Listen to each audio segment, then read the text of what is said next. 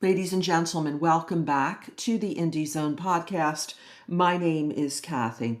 I'd previously reported that Bicka Barlow has been appointed as a member of the defense team, and I also mentioned that Ms. Barlow had provided live testimony while the matter was still in Latah County on a defense motion to compel the IGG evidence, which Judge John Judge, who was presiding over the matter, later granted in part the release of the IGG material that was very hotly contested and that the state did not wish to release and had objected to the releasing of this evidence. I had mentioned that Ms. Barlow had filed a declaration, which is a sworn statement in this matter. You can read it. It is dated June 23rd, 2023. That is the date of the notice of filing of Ms. Barlow's declaration in the case.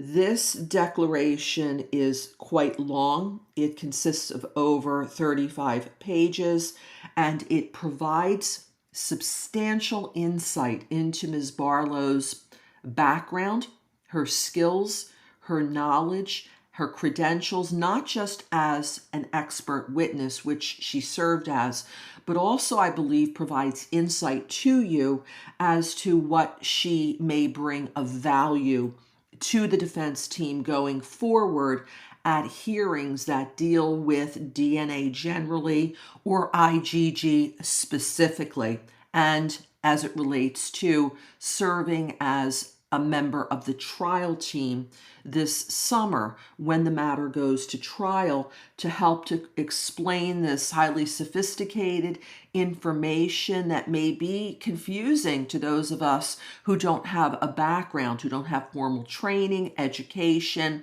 in the field. I want to point out a few things for you. If you go to the declaration of Bicka Barlow, it's going to be starting on page 3 of the filing, and it's 39 pages in total. And she declares here, she states under penalty of perjury that she is an attorney licensed to practice law in the state of California and had been retained to assist counsel for Mr. Kohberger in this case. She goes on to say that I have a bachelor's degree from the University of California, and this is in genetics. An MS, that's a master's degree from Cornell University in developmental genetics with minors in cellular biology and plant molecular biology. She received her jurisprudence, that's her JD degree, from the University of San Francisco. She began consulting on DNA cases as a law student way back in 1994. In 2004, she began working as the DNA attorney for San Francisco Public Defender's Office. And then she went into private practice, and her private practice was focused almost completely on DNA cases. She has, as we say, going back to 1994 to have experience in this field on top of her training, I believe shows that she is quite capable. She has over 3 decades of experience in this field. And in 1994, this had started to become an emerging field. So it looks like she got involved in it quite early on.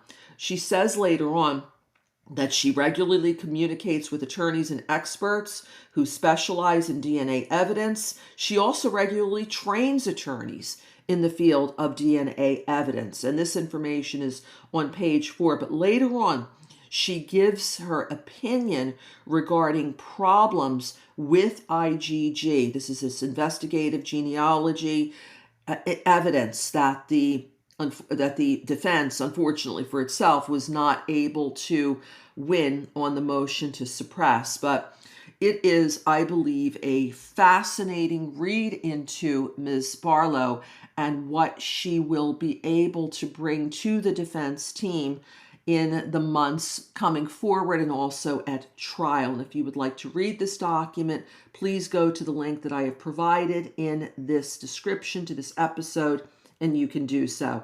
Thank you for joining us here today.